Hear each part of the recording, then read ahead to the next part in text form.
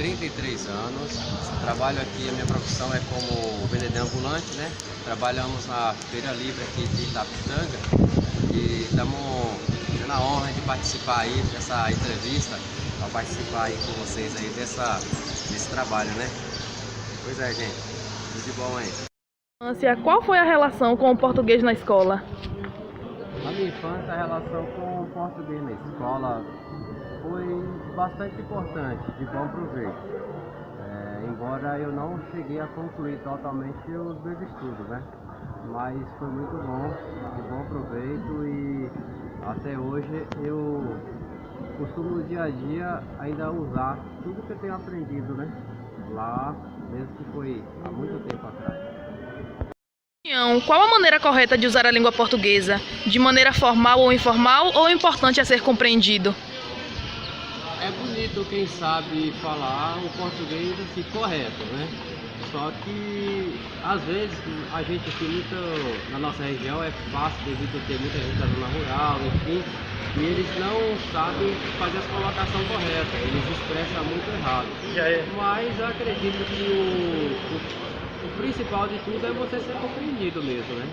É o principal de tudo. De falar, como aqui na nossa região tem pessoas que falam assim, o tempo mudou, tá fazendo frio, ou eu vou vestir uma blusa de frio. Já outros falam, vou pegar meu capote para me vestir. Então, de qualquer forma, houve uma compreensão, né? Então, quer dizer que uma roupa de frio deve ter mudado o tempo de repente. É necessário estudar para poder utilizar de forma correta a língua portuguesa? Sim, com certeza. Sem o estudo, sem você buscar mais conhecimento, jamais você vai conseguir assim falar corretamente, se expressar de uma forma mais clara.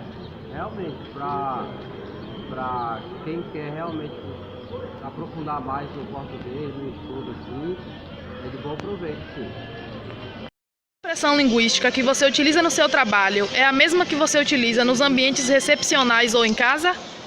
Sim, é a mesma coisa. O que a gente conversa aqui, mesmo no dia a dia, é o mesmo que eu converso em casa, em outros lugares, no atendimento também com o pessoal aqui. Nada melhor que um bom dia, obrigado, volte sempre.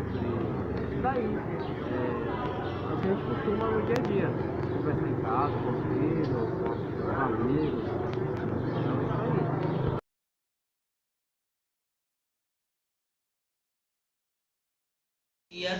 Meu nome é Lana Lígia, eu tenho 24 anos e sou assistente social. Infância, qual foi a sua relação com o português na escola?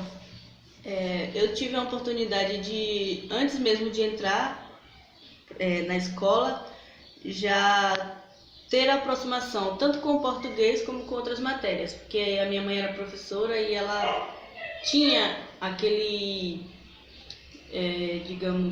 aquele compromisso de já passar para a gente o que iríamos ver na escola. E aí, daí então, com o aprendizado de casa e na escola, tive um bom desempenho nos meus estudos, tanto no português como em outras matérias. Assim, a oportunidade de entrar na faculdade e exercer a profissão ao qual eu me formei. Qual a maneira correta de usar a língua portuguesa? De maneira formal ou informal, ou o importante a ser compreendido? É primordial que seja compreendido, né? Porque não existe o diálogo sem a compreensão. E aí, quando a gente parte para a questão da informalidade, da formalidade, no nosso cotidiano a gente convive de certa forma em que a gente se abre para as pessoas que estão próximas a nós e seguimos em uma linha de relaxar em relação à nossa linguagem e falar de uma forma mais informal, sem esquecer a importância e os valores que temos, esquecer os devidos valores que possui na formalidade. É necessário estudar para poder utilizar de forma correta a língua portuguesa? Sim, com certeza, pelo fato de que a língua portuguesa ela é composta por regras e que, para que haja o entendimento da formalidade e da informalidade, é necessário que o indivíduo se aprofunde em devidos estudos para que ele tenha a consciência dessa formalidade e do que é informalidade, que é a maneira da nossa realidade. A linguística que você utiliza no seu trabalho é a mesma que você utiliza nos ambientes recepcionais ou em casa? Não, porque teremos que levar em conta a ocasião.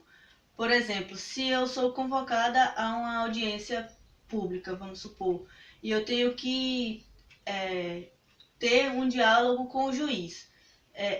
O meu diálogo com ele, com certeza, será de uma maneira formal, eu não poderei usar com ele da mesma forma que eu converso diariamente com os usuários dos nossos serviços no meu ambiente de trabalho público que é assistido.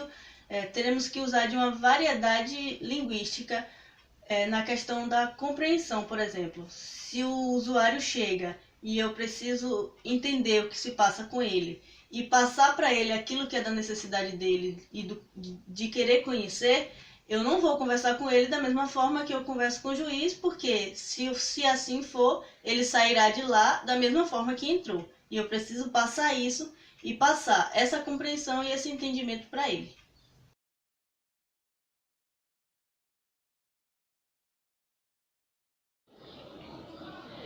Bem, eu fui convidada para uma entrevista sobre linguagem culta e a linguagem coloquial, né? A diferença entre elas. Meu nome é Marcela Andrade de Araújo, tenho 36 anos e sou advogada. Exerço a profissão como profissional liberal. A linguagem culta é um conjunto de normas linguísticas que atende a um padrão gramatical. Ela segue as normas da língua, né? Ela é utilizada geralmente por pessoas que têm um nível de escolaridade maior, um melhor nível cultural. E uma coisa que a gente tem que ter em mente é que ela não é a correta e que a linguagem coloquial seria errada. Não, nós temos que entender como adequada e inadequada. Porque a linguagem culta ela é usada geralmente para textos e numa entrevista de emprego, no âmbito profissional, enquanto que a coloquial é utilizada no dia a dia. Ela é utilizada com frases curtas, geralmente com gírias, gestos. Ela facilita a comunicação, porque ela é mais dinâmica. Enquanto que a culta é utilizada no âmbito profissional. Como eu falei, a culta ela atende rigorosamente às regras gramaticais, né? Então, nós temos que saber para não prejudicar na nossa profissão, porque se nós vamos para uma entrevista de emprego, por exemplo, e vamos utilizar muitos gestos ou gírias, nós seremos desclassificados. Bem, quanto à terceira pergunta, deixa eu ver aqui um momento. O que seria falar de forma errada? Para mim, falar de forma errada é falar de forma inadequada. Porque se você se dirige a um público de pessoas que não têm um alto nível de escolaridade e você utiliza de palavras muito rebuscadas, que não está no âmbito de vocabulário daquelas pessoas, aquelas pessoas não vão se fazer entender por você. Então você não vai estar conseguindo se comunicar com elas. Então você tem que ter um padrão adequado a depender da situação e das pessoas com as quais você se comunica. E bem, então eu respondi a terceira pergunta. Então, a segunda, como você caracteriza a linguagem de um profissional de direito, um juiz e um trabalhador da zona rural? Bem, um juiz de direito, por conta da profissão, do cargo elevado o qual ele ocupa, ele tem que se manifestar de maneira culta, em regra. Não que ele tenha que fazer isso a todo tempo, né? Mas é o normal. Enquanto que o trabalhador rural, ele vai utilizar diante das formas dos costumes utilizados naquela região dele, né? É uma linguagem, geralmente frases curtas, como eu falei, e que demonstra uma forma mais dinâmica e mais inteligível de se comunicar.